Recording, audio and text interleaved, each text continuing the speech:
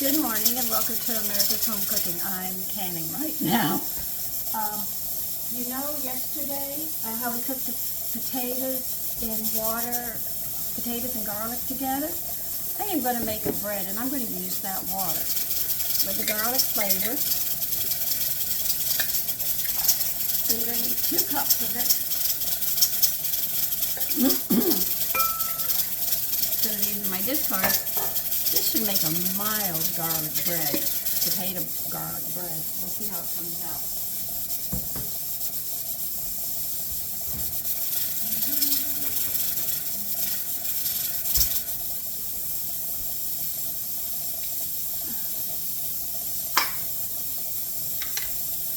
And we need 1 package.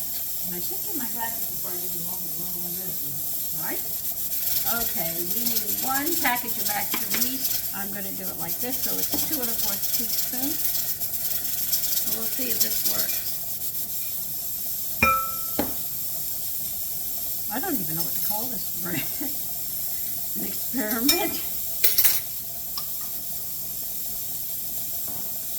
Salt.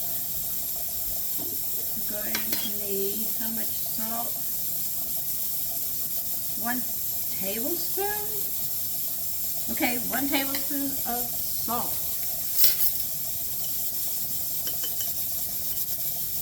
Okay.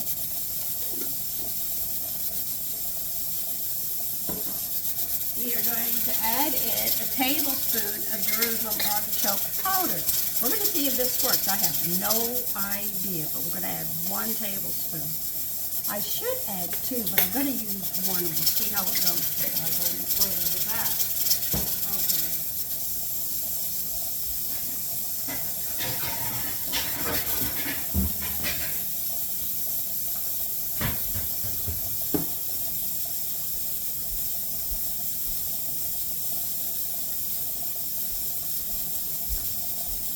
And we are going to need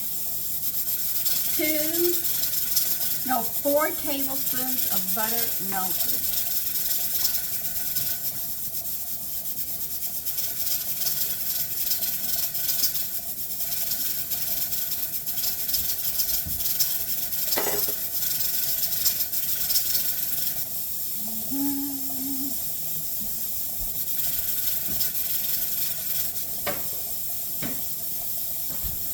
When you melt butter, it's wise to use a low flame so you don't end up burning it.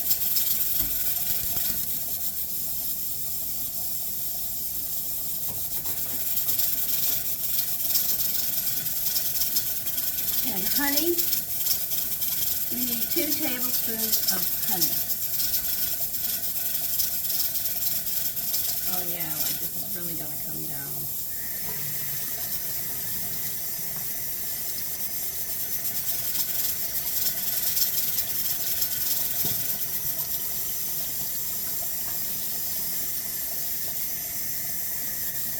I have to melt my honey and the butter, because mine will not come out of that container, so I'll be back when it does. Okay, I added my 2 tablespoons of honey. I got it out. I'm guessing you're not getting it out of the container and just fixing it. Now you're going to stir this. I put everything that I told you in here right now. See that, honey, is just right. You're going to add the butter, but stir this while you do it, because you don't want to burn the yeast and kill it.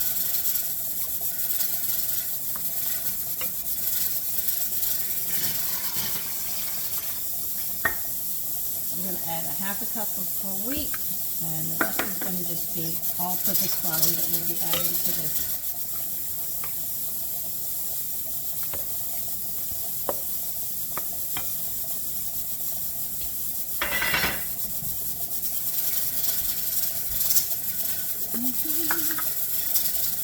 So add 1 1/2 cups of all-purpose flour. And we'll start beating this up and getting it ready. Oh, I'm going to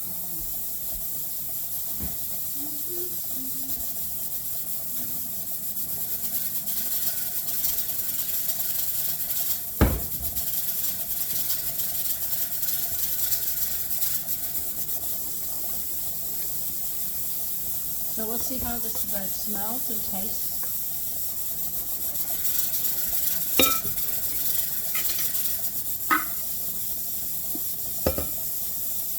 Add another cup.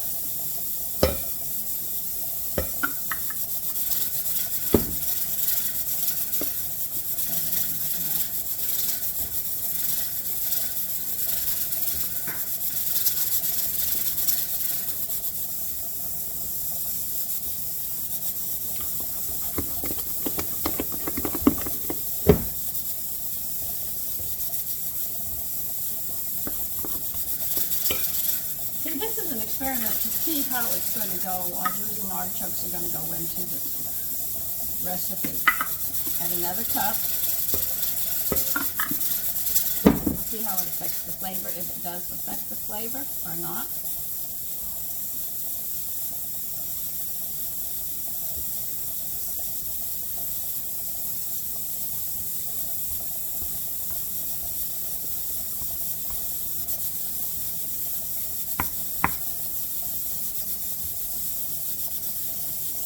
The one thing I do know quite well is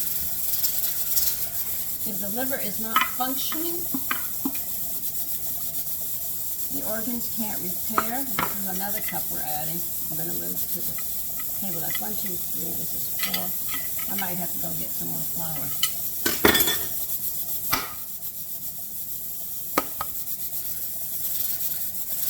Anywhere from 6 to 6.5 cups of flour they're saying, because we're going to be making 2 loaves. So as you can see, if you watch the ratio, you can see that you need approximately 3 cups for every loaf of bread, sometimes 3.5. Because of the moisture in the air and stuff, you have to take all that into consideration. But the basic ratio is, to a cup of liquid, it's 3 flours.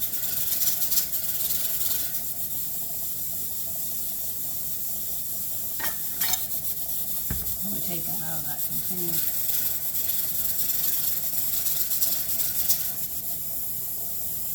I'll probably have to pause you because I'll have to go get some more flour.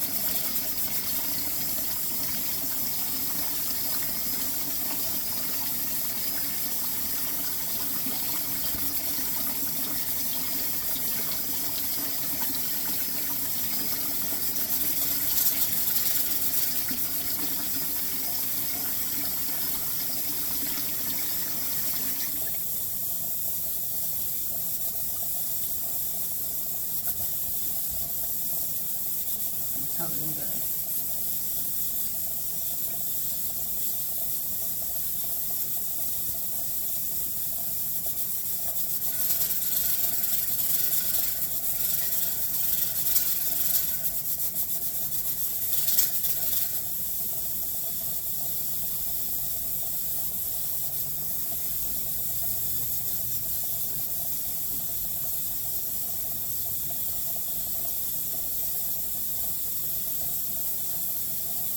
I did not want to tamper with this, with the sourdough culture. That's why I'm just making regular bread this way. And then after that, I can figure out what we can do.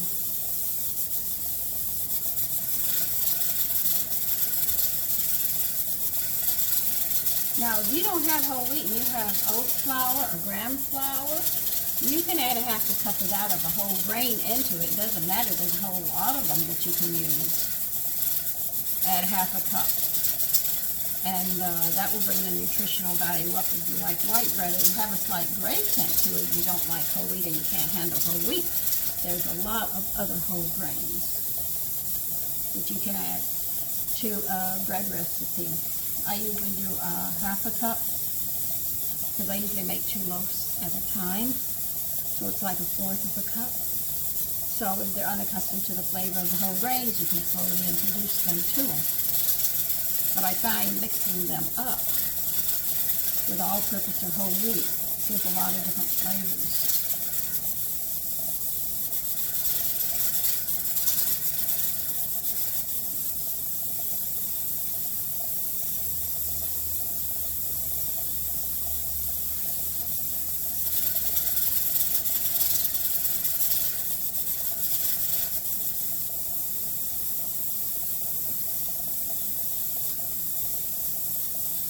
So I'm going to continue kneading. When I finish this, if I need more flour, I will be back. Okay, you're going to need another cup of flour.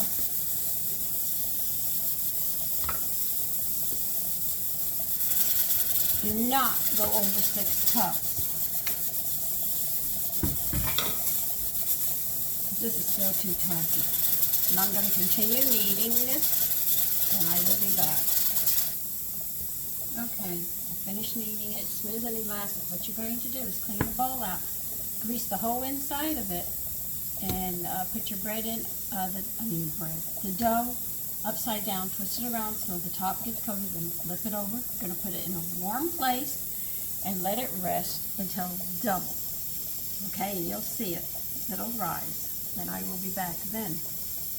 Here is a side note. Now, my honey had crystallized, so because it was in a plastic container, and with a plastic container you can't sit there and put it in boiling water to melt it back down to its state.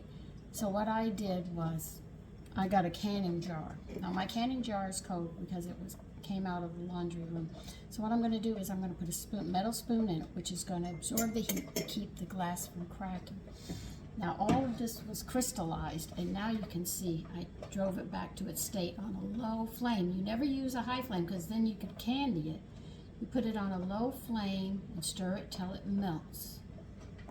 Now I have honey again. Now if you notice, they make containers with honey with little spouts. That's so when it crystallizes you have to buy honey. But this is what people used to do when their honey crystallized because it had a wider spout on it. So don't boil your honey. All you put it on is a very low flame, crystallized. If it's crystallized in a saucepan, and stir it till it breaks down. All of it will be broken down. You'll see it. Then you sit there and put it into a canning jar. And when it cools, you can put the lid on it. Mine's not even hot, it's just warm, so I'll put the lid on. So now I have this honey that I don't have to throw out. Now, if this crystallizes again, I can sit there and get it out of this jar, put it back in a saucepan in a low flame, melt it again. So there is no waste. But if you use the way I'll show you. This is what irritates me about it. They give you honey containers with a tiny little lid like this. So you end up with all of it crystallized by the time you get down here, and you have to throw all this away because you can't put this in boiling water and expect that plastic not to melt.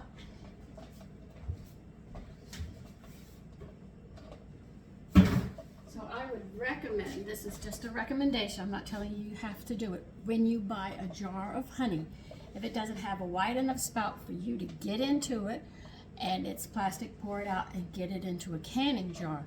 Now, if you have a glass bottle of honey, and it comes in a glass bottle, you can take the lid off of it, it crystallizes, and have a low simmer, and set your jar in that water that's simmering, and it will slowly melt your honey in your jar. But if it's plastic, you cannot do that. So if you have one that is plastic, then you just sit there, get a canning jar, get it into your canning jar, and then you have it. So if it crystallizes, it's very easy for you to draw it back to its natural state. And that's it, just a side note.